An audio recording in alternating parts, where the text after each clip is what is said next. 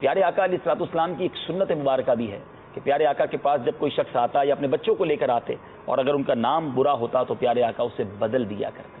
تو ہمیں بھی چاہیے اپنے بچوں کے اچھے نام رکھیں.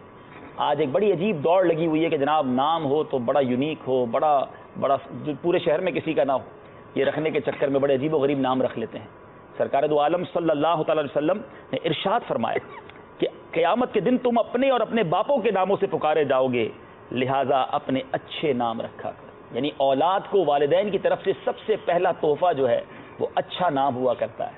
تو نام وہ ہو جو اللہ اور اس کے رسول کا پسندیدہ نام ہو. اگر کسی بچے کا برا نام دیکھتے تو اس کو تبدیل فرما دیتے.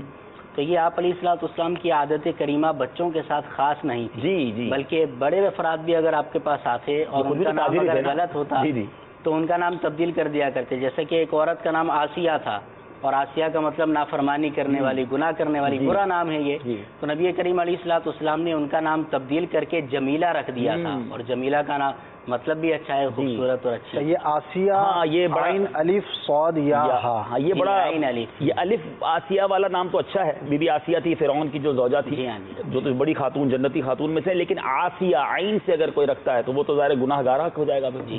تو یہ برا نافرمان اور اس طرح کے نام نہیں رکھنے چاہیے. اچھا، اینٹیک نام کی بات چلے بھی، پچھلے دنوں ہی مدنی مذاکرے میں بھی اس طرح کا سوال ہوا تھا کہ کیا کسی جگہ کی نسبت سے بھی نام رکھا جا سکتا ہے.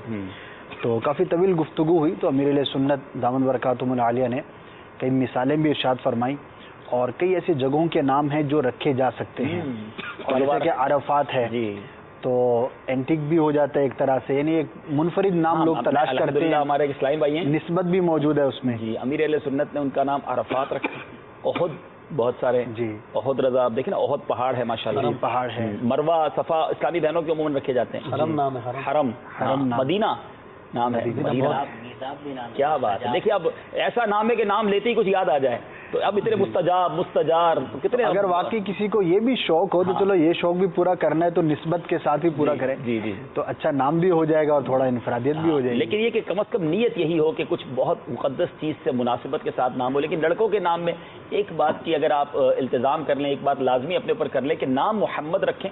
پکارنے کے لیے پھر کوئی بھی نام آپ اچھا سا رکھ لیں، کیونکہ انشاءاللہ سرکار علیہ الصلوۃ والسلام کے نام کی فضیلت بھی ملے گی اور اس کی تو بے شمار فضائل بیان ہوئے کتابوں میں. سرکار علیہ الصلوۃ والسلام کی احادیث میں یہ مضمون ملتا ہے جس کا مفہوم ہے کہ جس والد نے برکت کے لیے اپنے بیٹے کا نام محمد رکھا، قیامت کے دن اس کو، یعنی اس بچے کو اور اس کے والد کو جنت کا حکم مل جائے گا، جنت میں داخل کر دیا جائے گا، پروانہ جنت مل جائے گا. اس طرح کا مضمون حدیثوں میں ملتا ہے. تو پھر کیوں نہ ہم اپنے بچوں کے نام اس طریقے سے رکھیں، مبارک ناموں پر